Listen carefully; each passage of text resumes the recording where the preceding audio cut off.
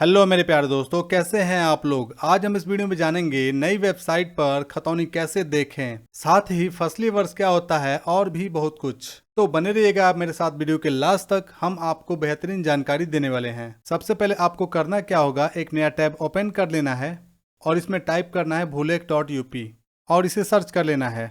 Search करने के बाद से आपके सामने कुछ इस प्रकार का इंटरफेस आ जाएगा, जिसमें आपको ऊपर वाले लिंक को ओपन करना है। यहाँ पे लिखा है भूलेख, इस पर हम क्लिक कर देते हैं। क्लिक करने के बाद से आपके सामने कुछ इस प्रकार का इंटरफेस आ जाएगा। पुरानी वेबसाइट के मुकाबले इस वेबसाइट को काफी हद तक अपग्रेड किया गया है। इसमें हमको बेहतर से बेहतर जानकारी मिल सकती है। थोड़ा सा स्क्रॉल डाउन करके नीचे जाएंगे और हमारे सामने ढेर सारा ऑप्शन आ जाएगा। आप इन सभी ऑप्शन को बारीकी से पढ़ लीजिएगा, ये सभी ऑप्शन आपके काम आ सकते हैं।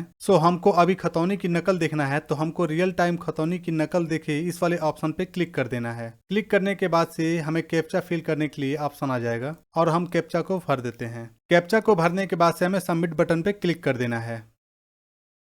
क्लिक करने के बाद आपके सामने कुछ इस प्रकार सा इंटरफेस आ जाएगा। एक चीज मुझे बहुत अच्छा लगा, पुरानी वाली साइट के मुकाबले यह वाली साइट बहुत फास्ट है, बहुत तेजी से इसका रिस्पांस आ रहा है। तो आइए जनपद को सिलेक्ट कर लेते हैं।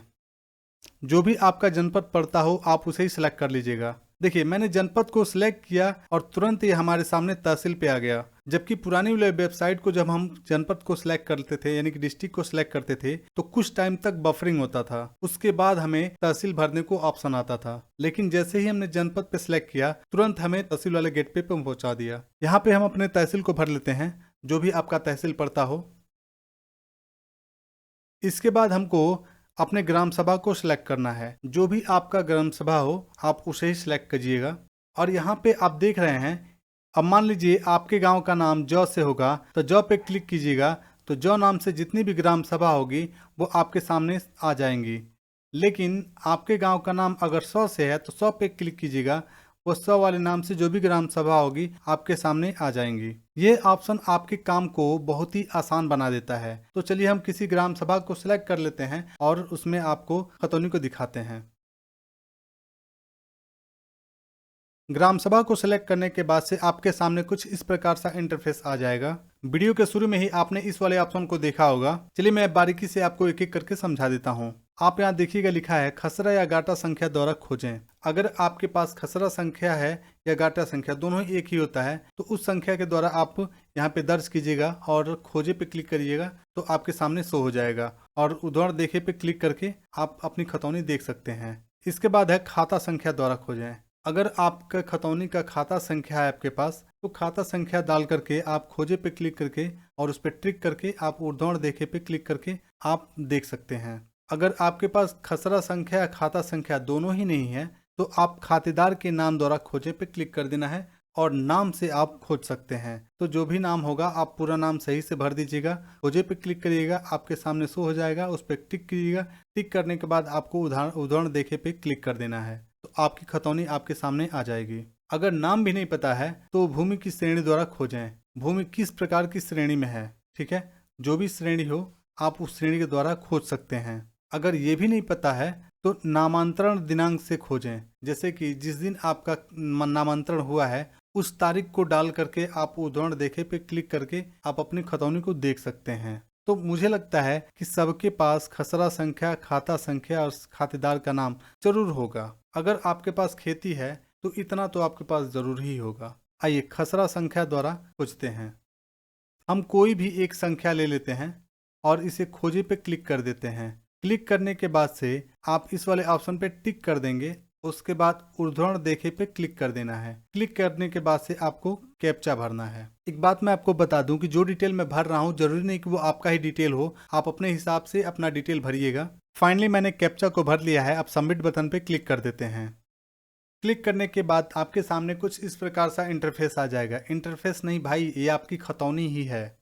उद्धरण खतौनी अप्रमाणित प्रति। यहाँ पे आप नीचे देखिएगा, अप्रमाणित प्रति का वाटरमार्क भी हमको देखने को मिल रहा है। वह इसलिए दिख रहा है कि हम इस खतौनी को किसी भी सरकारी काम में नहीं लगा सकते, सिर्फ हम अपनी व्यक्तिगत जानकारी को इसमें देख सकते हैं। अगर आपको सरकारी कामकाज में लगाना है तो आप अपने नजदीकी तहसील में जा करके और कानूनगो का जो है उस पर दस्तखत मुहर लगवा करके खतौनी की नकल निकलवा सकते हैं। कानूनगो के दस्तखत मुहर से ही खतौनी प्रमाणित मानी जाती है, जो कि लेखपाल के ऊपर का पद होता है। किसी व्यक्ति की व्यक्तिगत जानकारी को ध्यान में रखते हुए मैंने इस वीडियो में कुछ पार्ट्स को ब्लर कर दिया है। जब आप अपनी खतौनी की नकल खुद निकालेंगे तो सारी चीजें आपके सामने दिखेंगी। जिस तरीके से मैंने बताया है उसी स्टेप को फॉलो करिएगा और आपकी खतौनी आसानी से निकल जाएगी। मैंने वीडियो के शुरू में जिक्र किया था फसली वर्ष क्या होता है। देखिए, फसली वर्ष 6 साल के बाद आता है और इसी 6 साल के बाद अंश का निर्धारण किया जाता है और खतौनी में सुधार किया जाता है। लेकिन अब सुनने को मिल रहा है कि हर साल अंश का निर्धारण किया जाएगा और उसमें जो है हिस्से का बंटवारा भी कंप्यूटराइज तरीके से कर दिया जाएगा, ताकि यह पता चल सके कि इस व्यक्ति के हिस्से में इतनी जमीनें हैं। अब ये ऐसा क्यों किया गया है? वह इसलिए कि किसी दूसरे व्यक्ति की जमीन को किसी दूसरे व्यक्ति ने बेच दिया, पता चला कि वो इसका हिस्सा है ही नहीं। और दूसरी बात, एक ही जमीन को 5-6 जगह या 5-6 बार बेच दिया जाता है। सही मायने में जब कागजात निकाला जाता है तो पता चलता है कि फला व्यक्ति ने इस जमीन को खरीदा है, बाकी लोगों ने उनका फर्जी बैनामा हो गया है। तो काफी लंबे अरसे तक जो है केस मुकदमा चलता रहता है। इन्हीं चीजों को ध्यान में रख के सरकार ने अब हर साल अंश निर्धारण का कार्यक्रम शुरू कर दिया है कि अब हर साल अंश का निर्धारण जो है किया जाएगा। इससे आसानी यह होगी कि मान लीजिए ये व्यक्ति हैं, ये अपना जमीन बेचना चाहते हैं, तो इनके खतौनी में ही इनका हिस्सा दिख जाएगा कि इनका इतना हिस्सा इस रकबा में बन रहा है और ये इतना ही हिस्सा बेच सकते हैं। आज भारत में लगभग सबसे ज्यादा अगर केस मुकदमे पाए जाते हैं तो वह खेती को लेकर के ही पाए जाते हैं। 20-20 साल तक इसका मुकदमा चलता रहता है। कई पीढ़ियां बीत गई हैं, लेकिन अब लगता है कि शायद इसमें काफी हद तक सुधार देखने को मिल सकता है। मैंने काफी ज्यादा लंबा चौड़ा खींच दिया। आते हैं अपने टॉपिक पे। यहाँ पर आपको अपने जनपद का नाम देखने को मिल जाएगा। इसके बाद आपको यहाँ पे तहसील का नाम देखने को मिल सकता है। इसके बाद यहाँ पे आप अपने ग्राम सभा का नाम देख सकते हैं।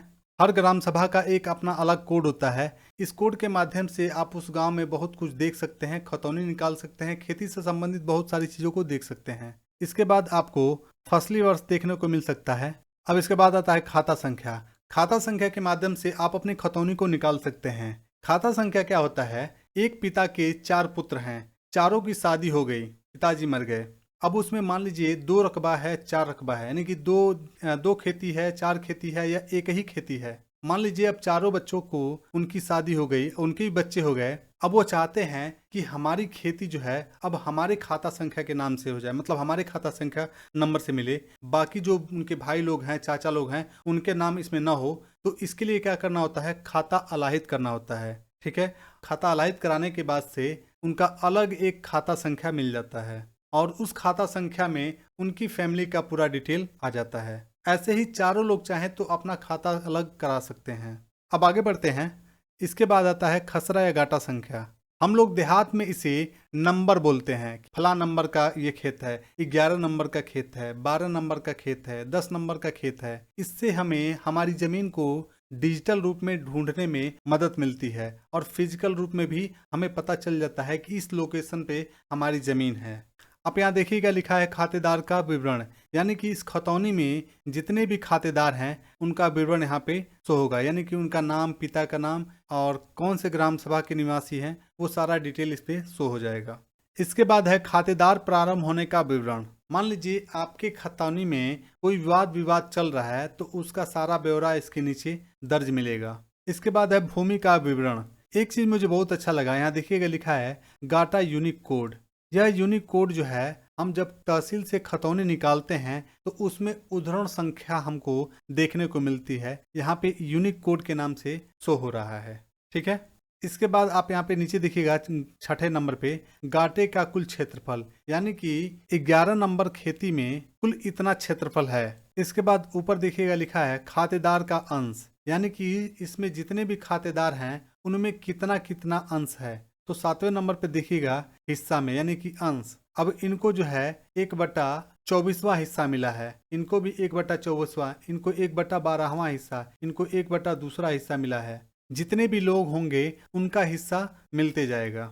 8वां है क्षेत्रफल में, इनको इतना हिस्सा मिला है और वो भी हेक्टेयर में। अब इनका कितना हिस्सा बन रहा है कट्ठे में या डिसमिल में, हम उसको समझा देते हैं। इसको जानने के लिए आपको सबसे पहले इस वाले हेक्टेयर को समझना होगा। अब देखिए, अगर इसको हम कट्ठे में बात करें तो ये लगभग 4 कट्ठा और 1 डिसमिल का 1/4 हिस्सा बन रहा है। अब इसमें ये कुल इतने हिस्सेदार लोग होंगे, ठीक है। अब ये भी तो हेक्टेयर में ही है ना, तो ये देखिए कितना बन रहा है, 1.25 डिसमिल जमीन ये बन रही है, यानी कि इनके हिस्से में 1.25 डिसमिल जमीन आ रही है। अगर आप स्क्वायर फीट से निकालना चाहते हैं तो 1744 स्क्वायर फीट में 1 कट्ठा होता है। बहुत आसान है इसको समझना, थोड़ी सी मेहनत करेंगे तो इसको सीख जाएंगे।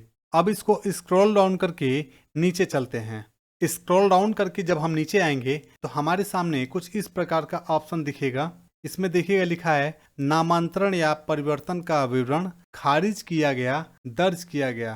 देखिए, खारिज किया गया का मतलब क्या है कि खतौनी में किसी व्यक्ति का नाम जो है जब काटा जाता है तो उसे खारिज किया कहा जाता है, और खतौनी में किसी व्यक्ति का नाम जोड़ा जाता है तो उसे दर्ज किया गया कहा जाता है। तो पहले आसान भाषा में लोग क्या बोलते थे, खारिज दाखिल, मतलब किसी का नाम कटेगा तभी तो किसी का नाम जुड़ेगा, यानी कि खारिज के बाद दाखिल, ठीक है। जब भी आप खेती बाड़ी या कुछ भी लिखवाए होंगे, अपनी मतलब जमीन खरीदे होंगे, तो आप खारिज दाखिल का नाम सुने होंगे, तो उसमें होता है खारिज दाखिल, यानी कि पहले व्यक्ति का नाम खारिज किया जाएगा, फिर दूसरे व्यक्ति का नाम तुरंत ही दाखिल कर दिया जाएगा। और इसको करने के लिए आपको ऑनलाइन के माध्यम से एप्लीकेशन भरना होगा, जो कि कुछ इस प्रकार से यहाँ पे शो होने लगेगा। मैंने इस वीडियो को व्यवहारिकता में बनाया है ताकि लोगों को आसानी से सीखने में मदद मिल सके। बहुत अच्छी अच्छी जानकारी मैंने इस वीडियो में दी है और बताई है। अगर इसमें आपको थोड़ी सी भी जानकारी अच्छी लगी हो तो हमारे चैनल को सब्सक्राइब कीजिएगा, दोस्तों में शेयर कीजिएगा, वीडियो को लाइक कीजिएगा। मिलते हैं अगले वीडियो में, तब तक के लिए जय हिंद, वंदे मातरम।